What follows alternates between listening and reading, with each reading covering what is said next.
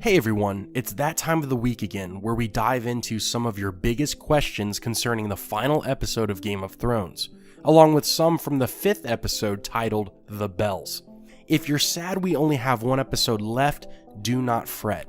HBO announced filming has begun in Belfast for the prequel series Blood Moon, which follows the Children of the Forest and the creation of the White Walkers. That means we're not going anywhere, so make sure you subscribe and hit that notification bell for more daily uploads by the last Harpy. With that said, let's get into today's Q&A. Did Varys actually mail that letter? I missed that. Varys wrote more than one letter, in my opinion. In Game of Thrones, there isn't social media, there aren't cell phones or email, only coffee cups, so information is passed around by ravens. Varys likely wrote a number of letters, and continued to do so until his execution. Who knows where they were sent to, but chances are a very intelligent man like Varys had the initiative to send word to multiple people around the realm. Anyway, I hope that helps. They ruined Jaime's build-up. So disappointing.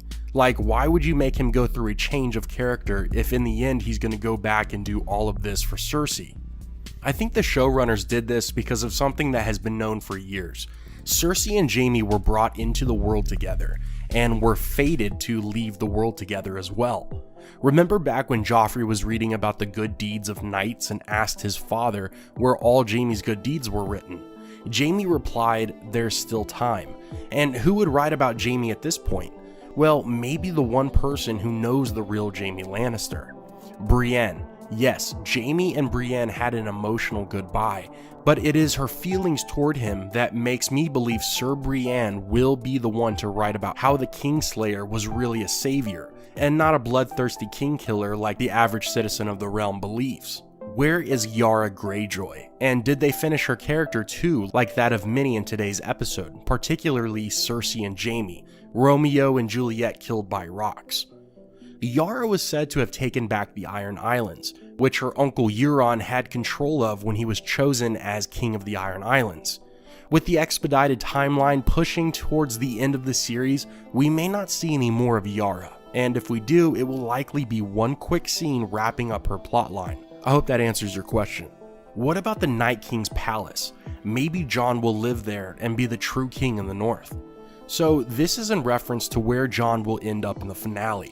It seems less and less probable he will become king. He doesn't want the throne, it's as simple as that. And that's a big contributor to the bittersweet ending George R.R. Martin has promised fans for years. We all know, out of everyone, Jon would be a great ruler, because he doesn't want power, yet when power is thrust upon him, he acts in the best interest of the common people. Do you think any survivors from King's Landing want Daenerys to be their queen? Definitely not.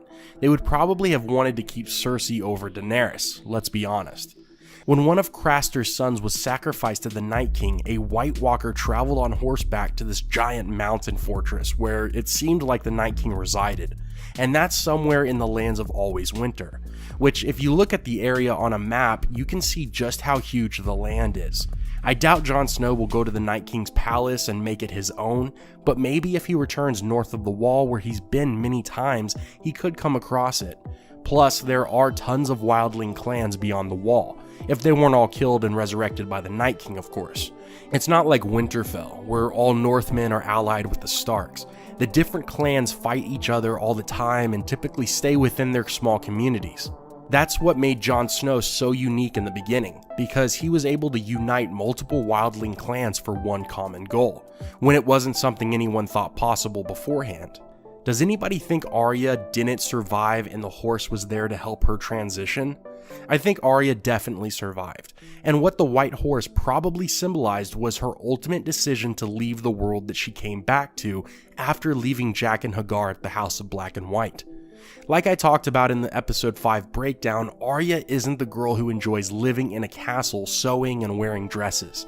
She was meant for something different, and that's why I believe she will leave Westeros altogether and find her way back to the House of Black and White. There was more to the Faceless Men arc than just learning how to protect herself. Now that she has survived fatally dangerous events many times over, I bet Arya will return to service under the many-faced god. Anyway, that's going to do it for this short Q&A. I want to thank everyone for watching, and as always, have a great day, take care, and I will see you tomorrow.